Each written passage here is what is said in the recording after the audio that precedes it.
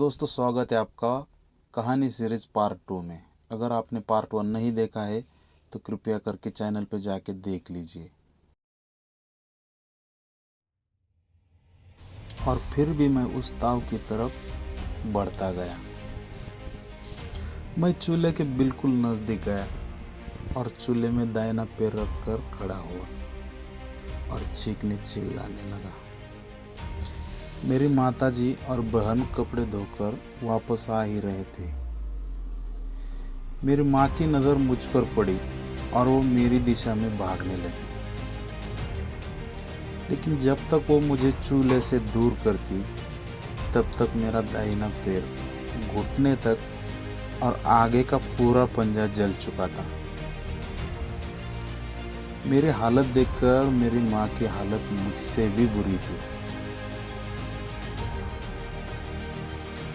कुछ देर बाद मेरे पिताजी और भाई को बुलाया गया और मेरे पिताजी ने मेरी हालत देखने के बाद मेरी माँ पर चीखना चिल्लाना शुरू किया और कुछ देर बाद शांत हो गए।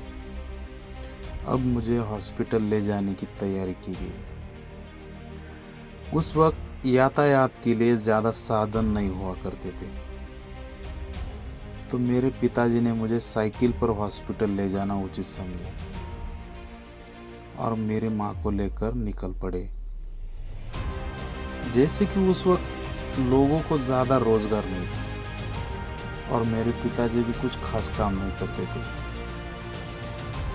खेती बाड़ी का काम करते थे और उनकी तनख्वाह हफ्ते के हिसाब से 60 रुपये थी।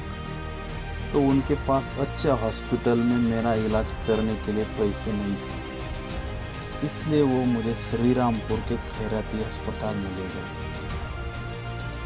जैसे कि उस वक्त लोग ज़्यादातर खैराती अस्पताल में ही जाया करते थे और वहाँ बहुत भीड़ रहा करती थी। लेकिन मेरी हालत देखकर लोगों ने मुझे जल्द से जल्द डॉक्टर के पास भेजा। तो डॉक्टर ने मेरा पैर देखकर ड्रेसिंग की और पट्टी लगा दी और कुछ ज़रूरी दवाइयाँ और मलहम दे दी और फिर उसके बाद खैराती अस्पताल में बहुत चक्कर काटे मेरे पिताजी ने। अब जो कि मेरी हालत ऐसी हो गई थी, मेरी हालत देखकर मेरे पिताजी की शराब भी बढ़ने लगी थी। कुछ 6, 7, 8 महीने के बाद मेरे जख्म तो भर गए, लेकिन मेरा चलना बदल गया। तब तक मैं चलने लगा था, लेकिन मेरे पैर का आगे का जो पंजा है वो पूरी तरह से घूम गया था। उसकी वजह से मैं ठीक से चल नहीं पा रहा था। तो उस वक्त के ज़माने में हमारे यहाँ पर एक हॉस्पिटल था, जर्मन हॉस्पिटल।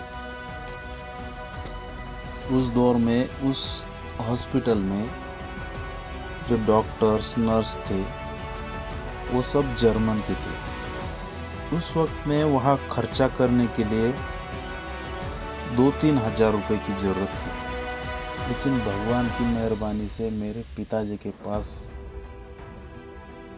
वो 2-3 हज़ार रुपये भी नहीं थे। तो उसके बाद मेरे पिताजी ने खेती का काम करना छोड़ दिया और भट्टी पे काम करने लगे और कुछ दिन काम किया। बोलते ही बोलते 2 साल बीत गए। वक्त आया 1990 का, यानी मेरे जन्म के 4 साल बाद। अब मुझे लंगड़ाते लंगड़ाते चलने में पूरे 2 साल बीत गए थे और मेरे पिताजी को भट्टी पे काम करते करते 2 साल।